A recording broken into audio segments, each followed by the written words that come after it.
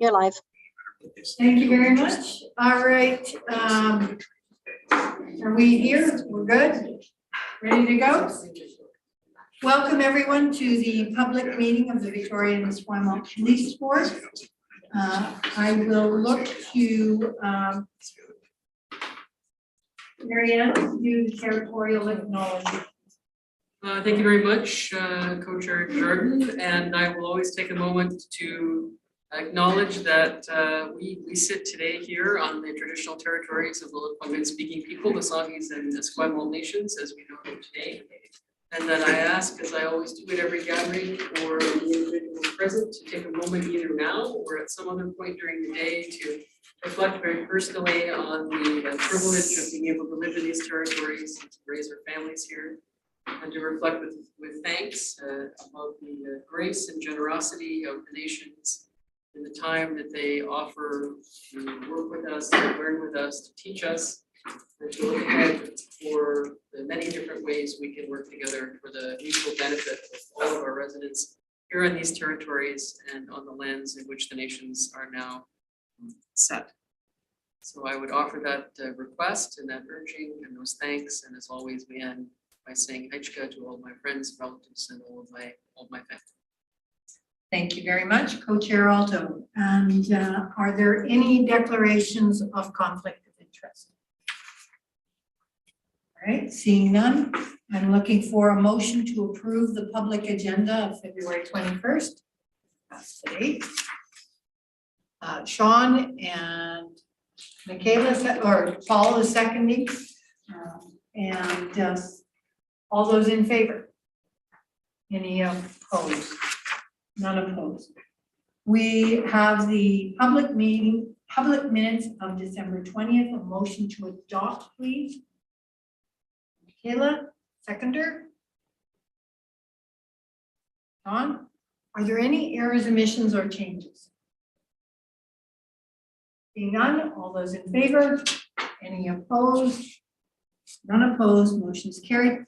We also tonight have the minutes from the joint board council meeting of January 17th, which was the budget presentation.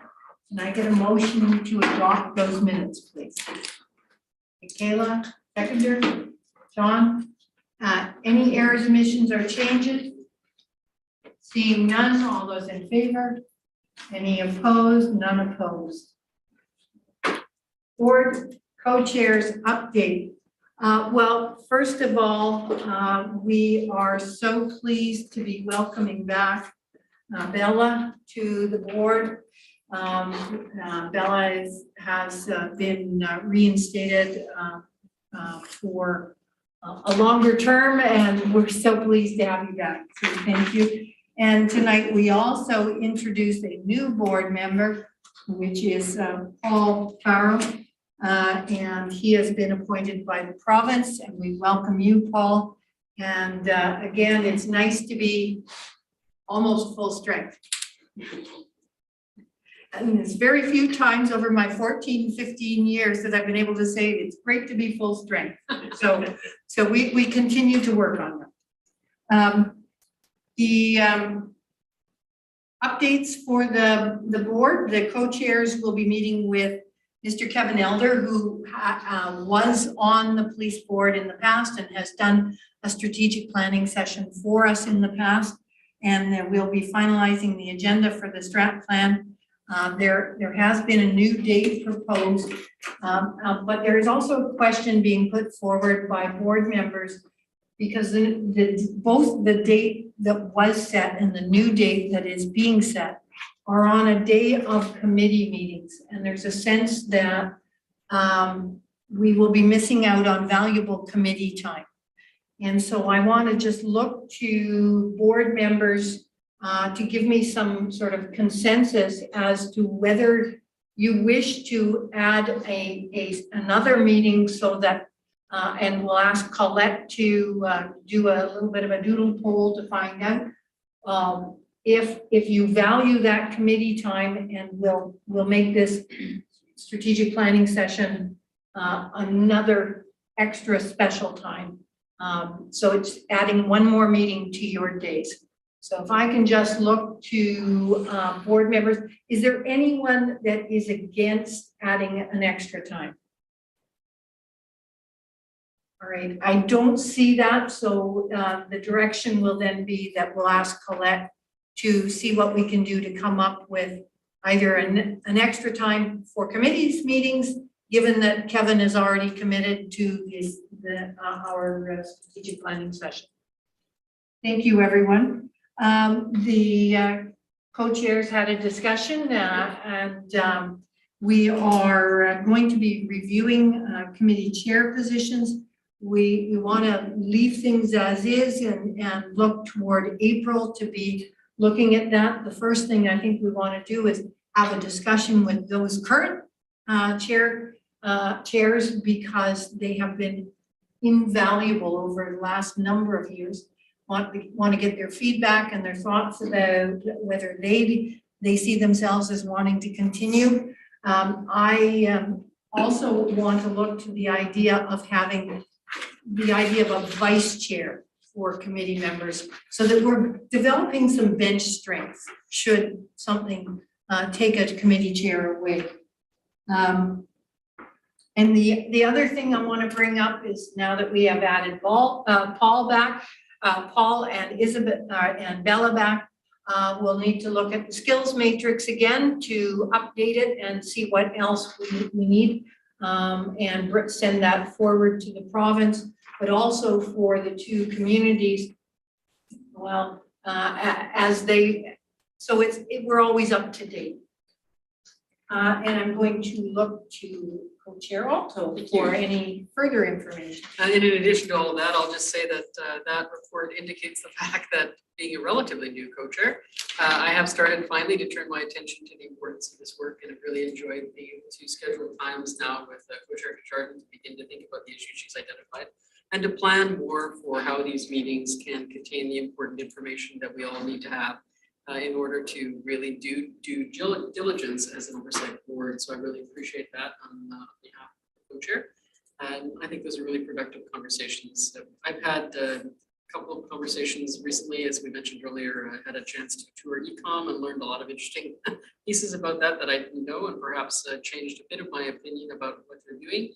And I've also had a chance to spend a fairly lengthy amount of time with David Pelling, the director of the province of Police Board Governance, and really had a thoughtful conversation with him about potential directions, and not just for our board, but for the concept of police boards in general, and also around the province's inclination about its plans around potential reforms that have arisen out of their report on changes to the Police Act. So I actually am of the opinion that we have a really important opportunity as the Victoria's Commonwealth Police Board to play some leadership roles in that work, and I think that's something that we may want to consider including in some of our strategic planning discussions when that happens in the coming months. So I'll leave it at that, knowing your time commitment, but I think those are all very relevant to the board's work. Thank you very much. Any questions on any of the information provided?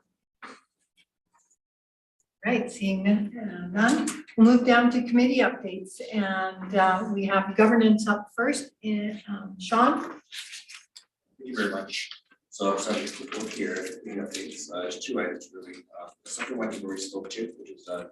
Kevin Elder, contractor hiring decision to assist us with our board plan. Thank you very much for that. For the committee for arranging that. Item A is basically 2023 conference and attendees, as the title says. We have a number of conferences that we can participate in, and of course we're very mindful of our budget and costs associated. As now travel is becoming normal again, as I say, before most things were virtual. Now, so what we've done is basically sort of taken a toll, if you will, of all the conferences that we know of at the moment. There's 3 listed there, and we've asked board members to express interest in which one they may be interested in, and of course, the outline of the costs are going to be. At this time, expressions of interest are below page 8, and the rough costs for some of them are there. And of course, one, I think, is CAPG, which is Canadian Associated Police Governance. That cost has not been realized yet because we don't know what it is. It's still TBA, as they say. So once we know that, The board will provide that information to the public and board members will discern as to who or how many folks would like to send or who express interest so far. So at this time, it's basically information purposes for the public knowing that there are 3 events and there's some members of expressed interest, and we're still ongoing in our dialogue as to who will attend.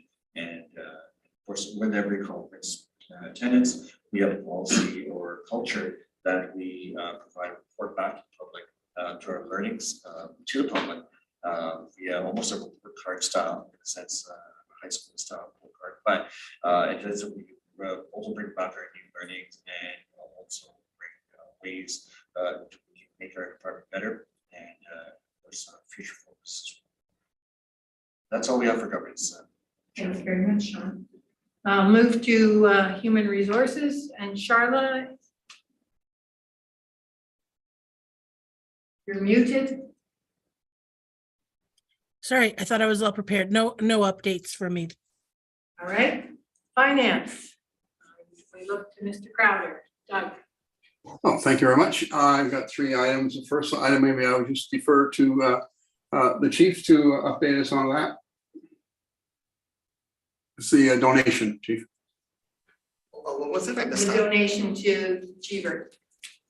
You want me to talk to that there, Doug? This is Steve. Yes, yeah, Steve, we did exchange, yeah, so go ahead. Sure. I could just give you the background on it. So no action is required from the board. We're just required to notify the board of any grants that we receive in excess of $5,000 before we accept those funds.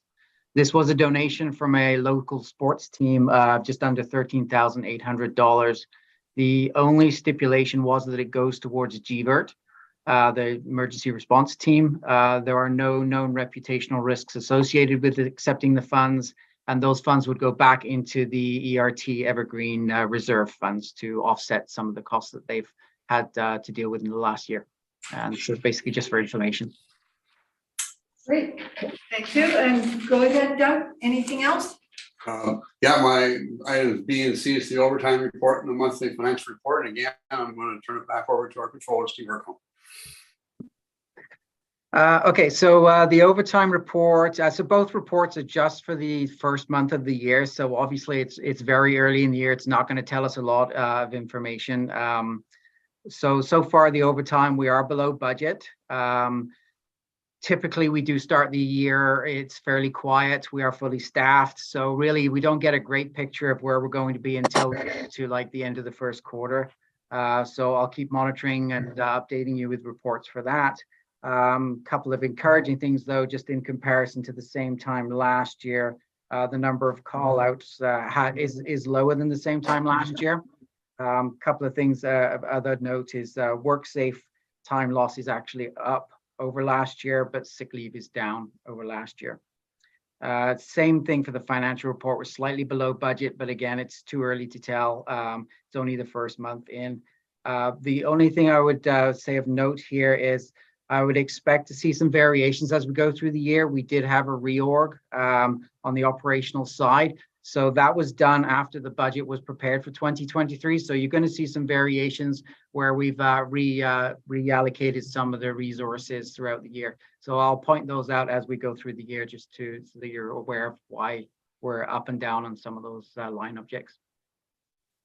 Thank you. Doug, anything further? Unless there's any questions, that will be the Finance Committee's report. Thank you. I'll look to the board for questions. I have a couple, but I'll open it up to anyone else at this time. All right, I'll ask my questions. Maybe I'll get a hands from that. Mr. Hercom, just on the overtime report, can you explain the difference between standby and call outs and backfill? Sure. So standby is basically when we have to have people on call. Certain sections we have those people, like for detectives, where we have to have a certain number of people available in case we need them. So there is a compensation requirement for that. So it's when you're looking at the chart here, this doesn't necessarily relate to how much it costs us. This is the number of hours that we require people to be on standby, not how much we're actually paying them. When it comes to call outs and backfill, call outs is basically the vast majority of our call outs are to do with the front line in order to maintain our minimum staffing levels. Thank you. And my second questions are around WorkSafe, because it's trending in the wrong direction. And it's very concerning,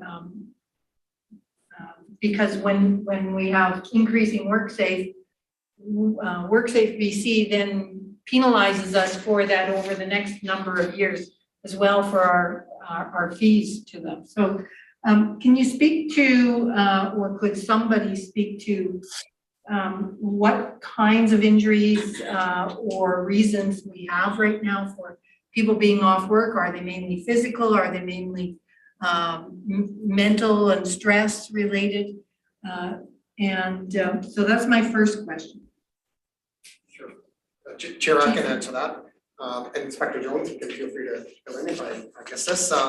Generally, it's occupational stress injuries and physical injuries. So, our officers are on the front lines dealing with a tremendous amount of trauma, and the frequency and severity of trauma is second to none, and it takes a toll on our people. We're doing everything we can, as the board's well aware, looking at in-house psychologists, looking at occupational health nurses, looking at wellness programs and whatnot. And I shared with the board that we're looking and created a subcommittee with the union, looking at annual wellness checks with a psychologist just to make sure that our people are remaining healthy. But I would say it's a combination of physical injuries, but a lot of the injuries that we are seeing are more occupational stress injuries, given the workload, the burnout, and the trauma that our officers are experiencing.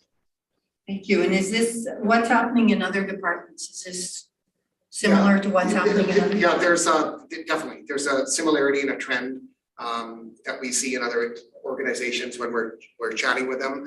I think that sometimes we just, with a line of work that our officers are in, working with a downtown core and high crime severity index, that our officers are probably exposed to a little bit more of the higher end trauma, especially the frequency and severity of it. But generally, I would say that a lot of the police departments are dealing with these very issues as us.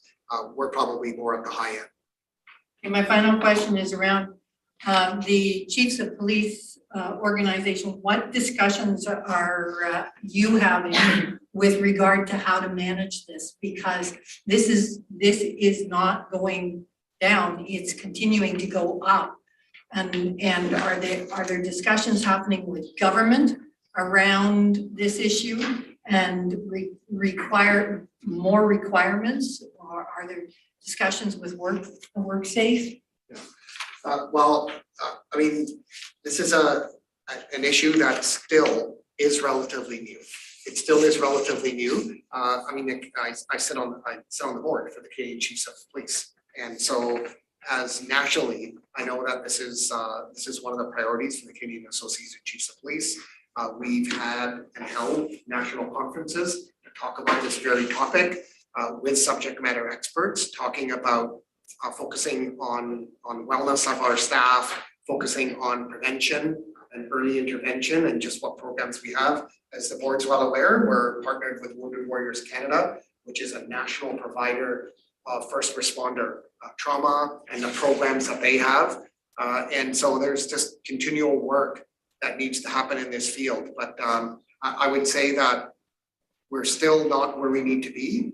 This is a significant work in progress. And I think that even WorkSafe would admit that they're still not able to keep up with the demand for first responders. I mean, they're able to deal with trauma and injuries, more so physical injuries around people in the trades and whatnot. But when it comes to actually occupational stress injuries for trauma, they're still kind of behind in having the capacity to help police organizations. Okay. It sounds to me like a presentation from WorkSafe might be of value to the board so that we could ask some questions. I'm really concerned about this, understanding the system and what more injuries means in terms of the cost, the monetary cost, let alone the cost to our department. Chair, if you may, if this works for you, we can certainly have a further discussion at the HR committee meeting at the committee meeting next month. I would appreciate that. Great. Any other questions? All right, board member engagement update. I will just look online first. Is there anyone that wishes to speak to something that you may have done over the last month in terms of engaging with the community? All right, I don't see anyone. How about in the room?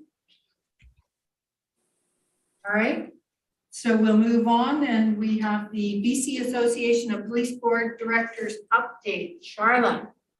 Yeah, so we are in full swing for planning our conference, which we'll discuss a little bit later. And on the 23rd of February, myself and some members of our executive are meeting with the Special Committee on Reforming the Police Act. So that's my update. Great. Questions for Charlotte? All right, I'm not seeing any. We're a quiet group tonight. Chief Constable update. Chief. Thank you, Chair. I'll start with my written report that's on page 23. Just a couple of highlights. Since the last board meeting, the January meeting was a joint board council meeting. So I've got some entries in there from December. Just following along, I had the privilege of serving Christmas lunch with a number of other community leaders at our place. Attended the Greater Victoria Coalition and Homelessness Candlelight Vigil. It was online this year. Attended a couple swearing in ceremonies, and thanks to the board members that attended those. Number of jail guards and police officers, other experienced officers from other agencies across the country, or new recruits were sworn in the first couple of weeks of January. Vic PD held, the Athletic Association hosts a senior boys and girls basketball tournament. And so Vic PD is a proud supporter of that. And so our team was out in full force supporting the basketball tournament. St. John's Ambulance Life-Saving Award ceremonies. There's a number of ceremonies that were held. One was held with the patrol watch for those that were on duty and couldn't get time off to attend the ceremony that was in the day. I know that Mayor Alto attended one of the ceremonies. So these are life-saving efforts from our Vic PD staff in the course of their duties. It's just incredible to hear the stories of heroism and where officers saved lives, or at least attempted to save a life. And there's a number of the examples. I think in the two ceremonies that I attended, there was 10 recipients. And in some of the incidents, there's multiple officers involved. And I know that Deputy Laidman attended a ceremony a week before. That's not reflected in my activity report update. Presented budgets, 2023 budget to both Victoria and Esquimalt Council. And just this one change that didn't get picked up here is on the bottom of page 23. You'll just note that it says February 13th that I presented the Q4 report to the township. So that was going to be presented. And unfortunately, it didn't get taken off because this was submitted before that change was made. That is going to be submitted later on, I believe, on April 17th. So I just want to kind of delete the entry from February the 13th. So that's the update from the report. I do have a brief other operational update on a couple of matters. So the first one I wanted to just announce, pleased to announce at the end of January, our partnership with our health authority and the launch of the co-response team, referred to as a CRT. So we have we have two teams of a plainclothes police officer being partnered with a registered psychiatric nurse to be able to respond to 911 calls, people in distress at any point of the continuum for mental health response. The team has already had tremendous success in the short time that it's been launched. But I wanted to just mention that to the board because this is something that's been topical for the board and for the community and for both councils in ensuring that there's rapid interventions and connecting people to services at the earliest opportunity and avoiding hospital visits if they can be avoided. And so I wanted to share that with you. A couple other updates. We did, since my last update, execute a number of search warrants in the 800 block of Johnson at a residential supportive housing location. That has netted a tremendous amount of loaded weapons, $50,000 in cash, kilo levels of methamphetamine, fentanyl, and cocaine. Clearly, drug traffickers that embedded themselves in many of these locations. In this particular case, in the location of the air block of Johnson. And so, as a result of that, 2 weeks ago, Mayor Alto and I met with Minister Callon, Minister for BC Housing, and the Deputy Minister and a number of other ministers, just to highlight some of the public safety concerns in areas where we maybe saw that the Vic PD had recommended changes could be made to BC Housing and the coordinated access and assessment process in vetting out criminals from many of these locations before they were given a place to stay in the building and wreak havoc and carry on with their criminality. A couple other projects, we did a retail theft project, which resulted in 8 arrests and the recovery of $11,000 in merchandise. So I just want to kind of paint that, it was a 13-hour project for a downtown retailer, 13 hours. And we've recovered $11,000 in stolen merchandise in one place. It just goes to show you how rampant some of the shoplifters are and how targeted it is and the challenges for our local businesses. Many of these thefts are extremely brazen and real no concerns for public safety when they're occurring. And I can tell you that the retailers and the merchants are extremely pleased that Vic PD is able to support them in helping curtail shoplifting. And the last incident is just that Quadra in Pembroke. So this was an incident that happened about 10 days ago.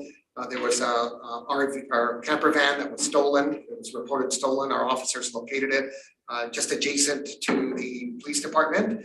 There was a number of challenges because the individual inside was believed to be armed with a firearm, and he was arrestable for stealing the van and had a number of warrants for his arrest.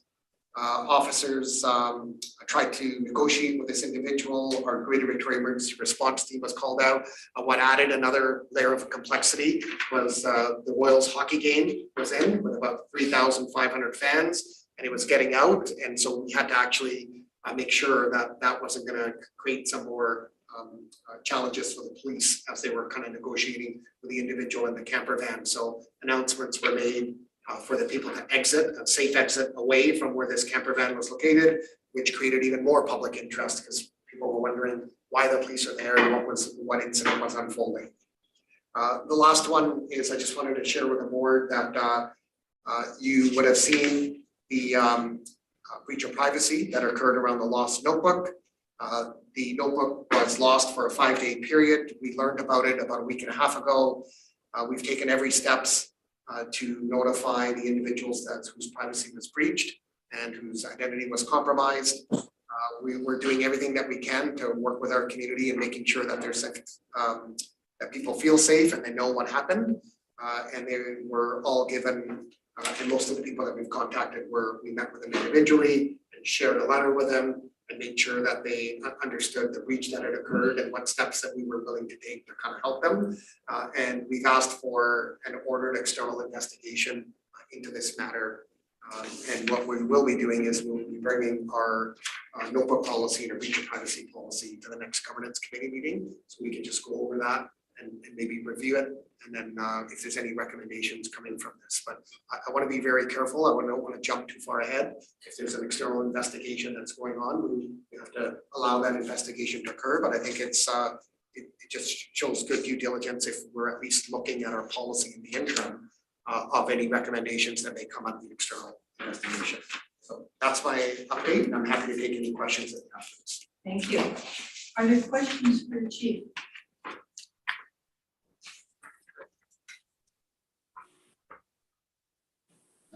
Well, you did a good job then. Perfect. Thank you. We move on then to the next item, which is, yeah, I lost my piece of paper again. EDI. Thank you. Yes. Please go ahead with that. Perfect, thank you, Chair. So this is on page 24 in your package. It's just a list of engagement that we've participated in. I wanted to share with the board, I don't know if the board's aware of this or not, but the Victoria Police Department have entered into a 3-year partnership with the Aboriginal Coalition and Homelessness. And we're going to be tackling gender-based violence. And so the Aboriginal Coalition is committed to increasing safety for Indigenous women and Two-Spirit people. We've got a long-standing relationship with the Aboriginal Coalition and with our Indigenous Street family. And so they picked the Victoria Police Department to partner with in a number of initiatives over the next 3 years that we're going to undertake. As I said, the goal is to increase safety. And so we all know that Indigenous women and Indigenous people are generally overrepresented in the criminal justice system. So we're going to do everything that we can to work with the coalition on that front. This is Black History Month. So I attended 2 weeks ago a symposium, provided some opening remarks, and participated in the panel discussion that occurred. The South Asian Seniors Lunch was held on Valentine's Day. We had our very own Vic PD Constable Chris Graffard present on senior safety at that event. So Vic PD was well represented. Special Olympics Polar Plunge was this past Family Day weekend. I'm proud to say that we've collectively in our region, we've raised almost $50,000. Check today if we broken the $50,000 mark. But the Victoria Police Department, out of that $50,000, have raised over $23,000. So it's just been amazing. We had over 25 of our staff, many of the senior leadership sitting in this room. I took part in the plunge on Sunday, and then yesterday, the Greater Victoria Police Diversity Advisory Committee put on what they call the dance party. So that was out at Saanich Commonwealth Place. Chief Duffy and I were there. There's a number of Vic PD members and Saanich members that were there. It was a community event, and it had our Lekwungen traditional dancers do a number of performances. It had Bangla dancing from the South Asian community, and Scottish dancing, and some African dancing as well. And it was really interactive for the last number of sessions. And we actually had kids and families and Chief Duffy and I as well out there practicing our dance moves. And so it was really interactive and a real kind of feel good, positive event. It's the first time our Diversity Advisory Committee has kind of taken that on to bridge the gap and to kind of build relationships and really celebrate diversity. And it was a great day to do it on Family Day. That's the update, kids. Thank you. Are there questions for the chief on this? Just moving forward in the sense of the events that you would like board participation, I'm assuming notice comes out. Is there like a schedule or a calendar or something like that? How does that work? Yeah, no, that's a great question. So this is something that other board members have asked on a regular basis. So what I do is if I can see there's events that are coming up that I believe the board should know about or invite them to, we would certainly do that, and I keep the board apprised of that. Thank you. Good question. Anyone else? Sean? Just want to add to that, you have a board calendar that for agenda items. Yeah, and I just arrived today, but that's where a lot of some of these events are posted, so we can see ahead of time where things are, and those are ones that we're willing to join. To drop into. Thank you. Well, Chief, thank you. Active as usual, and based on what I saw on your posts on social media, it was a great event yesterday. Thank you. So, congrats on that. Thank you. All right, we move down and we have item L, which is called the framework agreement. We've had this on every public agenda. And it started out as a place where we could speak to issues as they came forward under the framework agreement. But it was more as a placeholder for us to recognize that it's an important document for the board. In discussions with Co-Chair Alto, in her as a new member saying, what is this item? We started to look at it in the context of all that's going on anyway, and wonder whether this is really an appropriate standalone given that we deal with specifics as we go forward. So I'm going to look to Co-Chair Alto to sort of bring forward a thought on this and provide some. Yeah, thank you for that. Context. And Chair Desjardins is correct. When I started looking at these, as I mentioned earlier, with a little bit more intent and intention, I did ask the question, what is this? Because so it seems to me as an observation that most of the information that would need to be shared with regard to the framework agreement would not necessarily start in public. There would need to be a discussion of those which would then lead to a rise in report at different times. But given that, it seemed to me that this wasn't necessarily the best standing item to have on the agenda. And so I just asked the question, should we remove it as a standing item, but have it return when there are items that emerge on that particular topic or when there's a rise in report? So it's always just a look of trying to make our meetings more efficient and run more smoothly. And so I posed the question, I guess, to the board, is this something that is logical to remain as a standing item, or should it be removed as a standing item and have it arise when there's a matter that actually needs to be considered? Thank you. Doug? Thank you, Chair. I just want to add for clarification, as I recall, that item was put on there and maybe as a temporary basis. Because at the time, there was some concern about with the departing previous co-chair and not knowing who the incoming co-chair from the city of Victoria would be, that there was concern of a possibility, however unlikely, that the two co-chairs wouldn't get along as well as the previous two co-chairs did. And we just wanted to make sure that had been addressed. And I believe that has been addressed, and I believe it has passed the test of time. So that idea, I don't have a problem taking that off the agenda at all. Thank you. Thank you. Charlotte? Yeah, I completely agree. I think it makes perfect sense to take it off the agenda. All right. Anyone else like to provide comment? Okay. Then if I think if I'm reading the room is that we can remove this and put it back on the agenda when we have specifics that fit under the framework. Thank you very much for your help with that. We'll move down to new business, and we have the human resources report. Inspector Jones. Yes, the report is in your package. Happy to answer any questions. I did not do the last report as Inspector McCray and I just changed over at the beginning of the year. But it just goes through the list of retirements, resignations, hires, which there were many last year's, as well as promotions. So happy to answer any questions. Thank you. Sean. Good question. Thank you very much for taking on your role, by the way. Congratulations. And thank you, Mr. for being here as well as backup. Question to you, I guess, both or one of you, is the pace of retirement, is that normal? We're saying that number of people we see here in March, April, et cetera.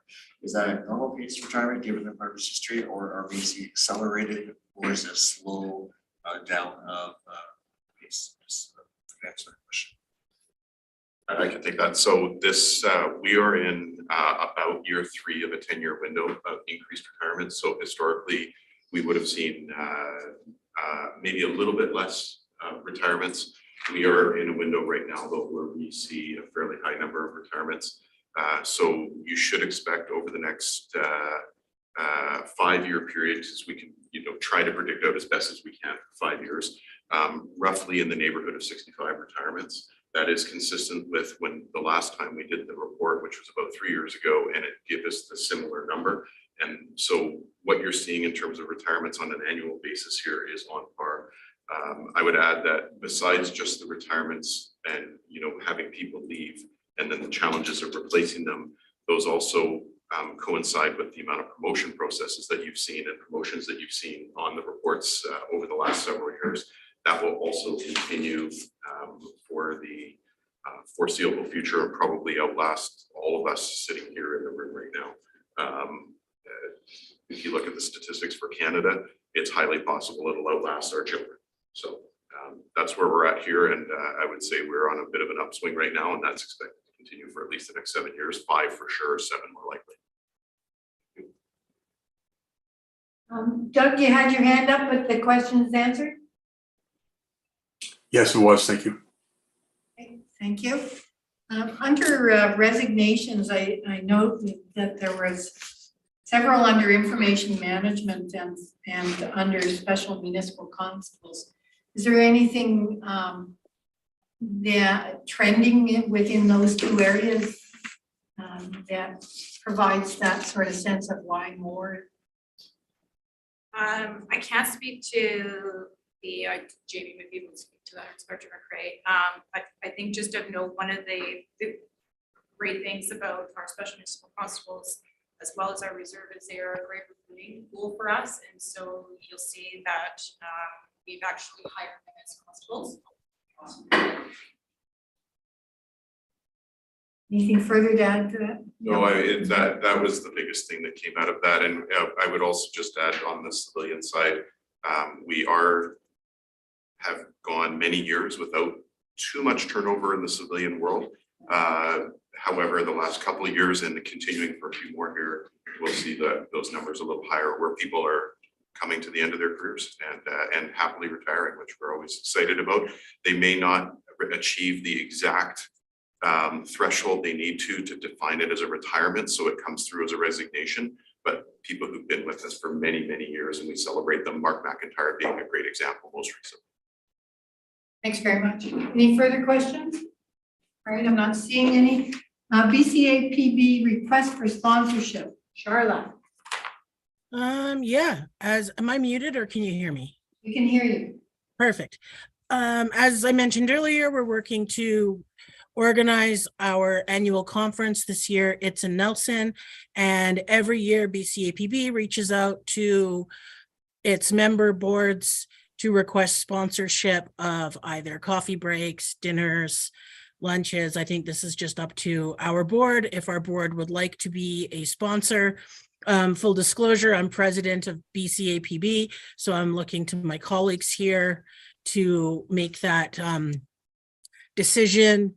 I am almost done my 2-year term as president of BCAPB, and my term will end at the AGM at the conference, but I would like to turn it back to the board to discuss the opportunity of sponsorship.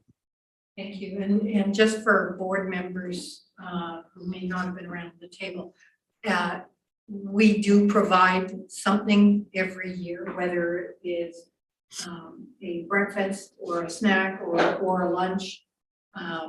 So I would encourage us to provide something, and I would look to a board member to put something on the floor for us to discuss. John?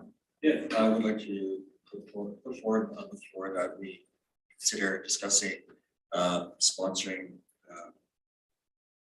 one of these items. Pick one. Sorry? Pick one. Let's start with the breakfast, Breakfast, and what's the cost? $600.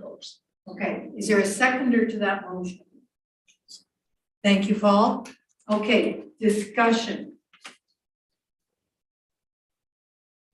All right, no discussion, all those in favor? There you go, Charlotte. Thank you very Thank you very much. much. Thanks, board. It's important, and it's always recognized, so appreciate that. All right, we come down to the letter from City of Victoria with regard to 2023 budget. And Doug, this has your name beside it. Yes, thank you, Chair. First, mea culpa, I kind of dropped the ball on this a tiny bit. However, I have been corresponding with Steve, I guess as recently as this afternoon and this morning on this thing, and I did suggest some items to Steve in terms of us responding to this. And unless, Steve, you may or may not want to update or respond, or leave it for us to put the letter together. Steve? Sure. Yeah, so I know there's been discussions of the senior management team, and probably the chief will want to speak to this a little bit as well.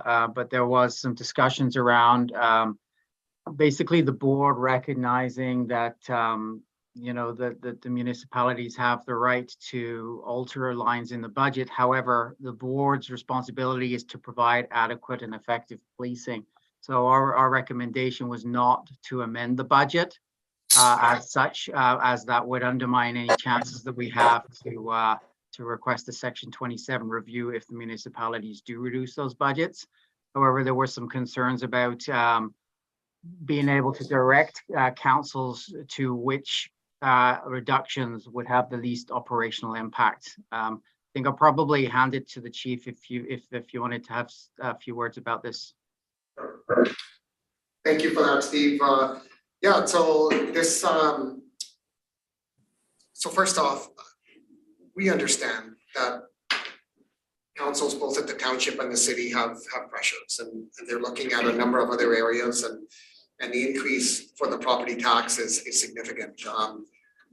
But this really flies in the face of the legislation under the Police Act, which is councils can't, and this is why the police board is in place, is to prevent councils from having political influence and interference on public safety. They can have it in any other department of the city, but not the police department. It's legislated. So to make the motion that is coming before the board, they want to limit the increase at 6.96%. So every single department of the city, including the police department, has to come in that. Is again, it's not really consistent with the Police Act. And what council can do is they can look at the police budget and indicate that they don't want to fund certain line items, and they can go through that. Now, the concern there for the board and for me as the police chief is council isn't really in a position to be informed into picking certain line items which not to fund. And one of the things that is legislated under the Police Act is, you know, if they pick a line item that they choose not to fund, either not understanding the impact or the implication of not supporting that, we can't fund that. I can't then as a chief say, okay, well, council took money away from there, I can't spend that. So I think the recommendation here, in my view, is that the board ought to consider writing back to the city in saying that this is an arbitrary number that they've come up with. You know, respect that they have the right to do that, but they have to go through and look at the police budget line by line and start discussing which line items they feel that they don't want to support. And I would tell you, or my recommendation is, the budget, as much as it's a 9.55% increase, is a lean budget from what we originally asked for and wanted. This is technically a status quo budget with all the other rise and increase and inflation that we see. If council feel that they want to reduce the police budget, the secondary step would be at least consult with the police board on which line items have the least operational impact, because councils will not know that on their own. So the recommendation is to respond that the police board will not be following this motion. Somebody help me with the wordsmithing. But that council may choose to look at line by line, and if they are wishing to reduce, they need to identify where they would question reduction, and the board can respond to that. Correct. Okay, so Colette, can you put that somehow into a letter? Yes, I can. Okay, I would ask that, Doug, are you comfortable moving that direction? I will move, I will make that motion. Okay, is there a seconder to that? Sean? Do you wish to discuss it further, board members? Doug? Right, question, again, with my apologies for not jumping on this quick enough. Will we need to come back to the board with the letter? I would like it to go out electronically, at least to have it so that the board looks at it. I'm not expecting you all to feed into it with words, okay? So it will be reviewed by the board chairs who have to sign it. Well, actually, this letter came to you, so I would This like le- it to be reviewed by the board chairs, co-chairs, if that's okay. And then it can go off under your signature. Is the rest of the board okay with that? Sean? Yeah, just a quick question to the process, coming to the chair. Have we ever asked the respective councils to go line by line to foresee, seek where they would like to see amendments to policing the community? As per the section 27, if a council wishes to not fund something, they have to identify the line. Thank you, just for clarification. Yeah. Thank you. Okay, all right, all those in favor of the motion? Any opposed? And of course, the mayors don't vote unless there's a tie, and then the lead co-chair in consultation. It's a very complex thing. Read it in your minutes. All right, thank you, everyone. Okay, motion passed. We go down to correspondence, and as I said at the beginning, we have the reappointment of board member Lee and the appointment of board member Farrell, and we're so pleased to have them. And I'll move down under Vic PD commendations, of which there are many, and we appreciate seeing them. I don't know if the board wishes to speak to this at all. It's correspondence. We don't normally spend a lot of time on it, but we do want to make sure that the world sees how valued our members are. So with that, thank you, everyone. I will look for a motion to adjourn this meeting. I have Michaela and Sean, all those in favor? Any opposed?